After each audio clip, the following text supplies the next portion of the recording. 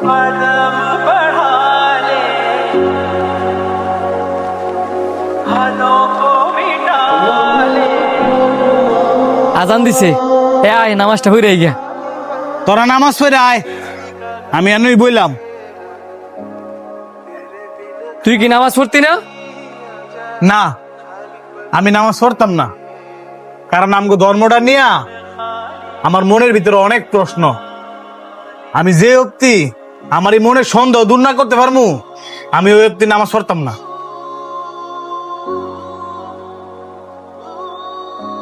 আমাদের ধর্ম নিয়ে তোর মনের ভিতরে অনেক প্রশ্ন। কি কি প্রশ্ন ক শুনি। বেশি না, 3টা প্রশ্ন। আমার এই 3 প্রশ্নের উত্তর যদি তোরা দিতে পারস, তাইলে আমি নামাজ পড়তে যাবো, আমি তো আমি নামাজ পড়তাম না। কি প্রশ্ন ক, দে উত্তর দিতে পারে কিনা। আমার প্রথম প্রশ্ন, আল্লাহ পাকরে কে সৃষ্টি করছে, আর ওনার আগে পরে কি কেউ আছে? সুন্দর প্রশ্ন।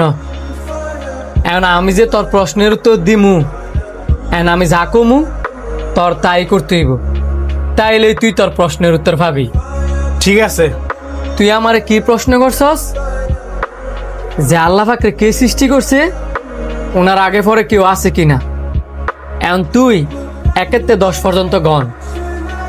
1 2 3 4 5 6 7 8 9 10 গুনছি।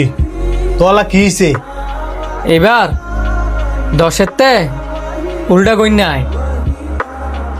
10 9 8 7 6 5 4 3 2 1। 1-এর আগে কি? 1-এর আগে শূন্য। শূন্যের আগে কি? শূন্যের আগে তো কিছুই নাই। শূন্যের আগে কি তুই ওইটাই জানোস না? আমাদের আল্লাহ পাকের আগে কি আছে তুই ওইটা জানতে আইছস? দেখ, শূন্যের আগে যেমন কিছু নাই, ঠিক তেমনি আমাদের আল্লাহ পাকের আগেও কেউ নাই। তিনি এক এবং অদ্বিতীয়। আল্লাহ পাক সব কিছু সৃষ্টি করছে, কিন্তু আল্লাহ পাকরে কেউ সৃষ্টি করে নাই। আমার 2 নাম্বার প্রশ্ন, এখন আল্লাহ পাক কি করতেছে? তুই নিচে ব। নিচে বইতাম,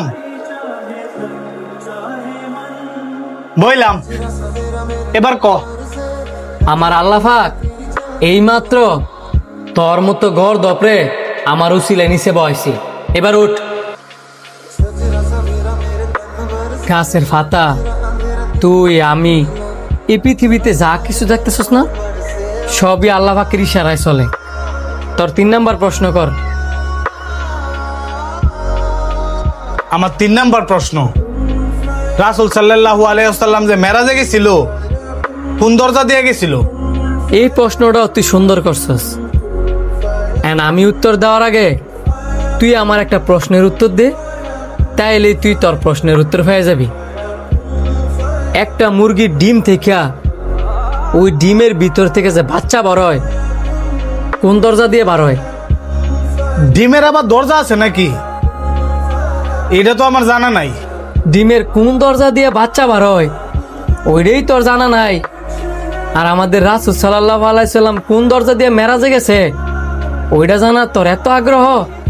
দেখ, আমাদের আল্লাহ পাক কইছে আমি কিভাবে সৃষ্টি হইছি, আমাকে কে সৃষ্টি করছে, ওইটা জানার চেষ্টা না কইরা আমি পৃথিবীতে কি কি সৃষ্টি করছি, কিভাবে সৃষ্টি করছি, ওইটা তোমরা জানার চেষ্টা করো।